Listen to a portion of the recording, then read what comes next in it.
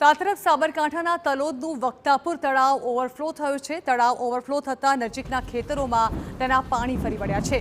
આગોતરા રજૂઆત બાદ પણ કોઈ વ્યવસ્થા ન કરતા ખેડૂતોને નુકસાન થયું છે।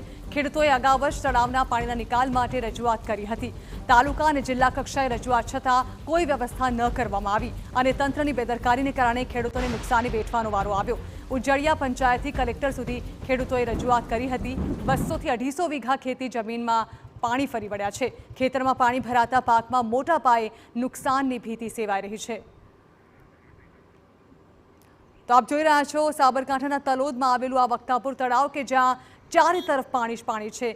ભારે વરસાદી માહોલને કારણે તળાવ ઓવરફ્લો થયું છે અને તેને કારણે સૌથી વધારે નુકસાન વેઠવાનો વારો આવ્યો હોય તો તળાવની આસપાસ જે ખેતરો આવેલા છે તેના ખેડૂતોને, કારણ કે જે પાણી છે તે ખેતરોમાં ફરી વળ્યા છે અને તેને કારણે જે ખેડૂતો છે તેમના પાકને મોટા પાયે નુકસાન થયું છે।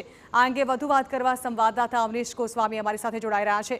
અવનીશ, આ અંગે ખેડૂતોએ પહેલા પણ તાલુકા અને જિલ્લા કક્ષાએ રજૂઆત કરી હતી, કલેક્ટર સુધી રજૂઆત કરવામાં આવી હતી કે આગોતરા પગલાં લેવામાં આવે, પરંતુ તે છતાં આ સમસ્યા પર ધ્યાન ન અપાયું અને આખરે જે સહન કરવાનો વારો છે તે ખેડૂતોને આવ્યો। જાણવા માંગીશું શું પરિસ્થિતિ સર્જાઈ છે ત્યાં ભારે વરસાદી માહોલને પગલે?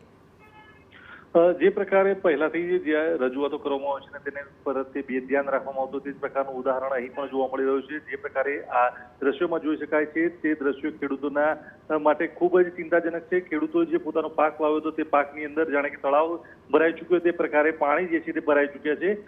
જે પ્રકારે વરસાદી માહોલ હતો, ગત રાત્રે ભારે વરસાદ વરસ્યો હતો તેના કારણે આસપાસના વિસ્તારની અંદર વરસાદી પાણી જે છે તે ખૂબ જ મોટા પ્રમાણમાં ભરાયા હતા, ખાસ કરીને તળાવો ભરાયા હતા। આ જ પ્રકારે ઉજેડિયાનું તળાવ જે છે તે ઓવરફ્લો થયું હતું ને તેના કારણે આ પાણી જે છે તે આસપાસના ખેતરોમાં ફરી વળ્યા હતા।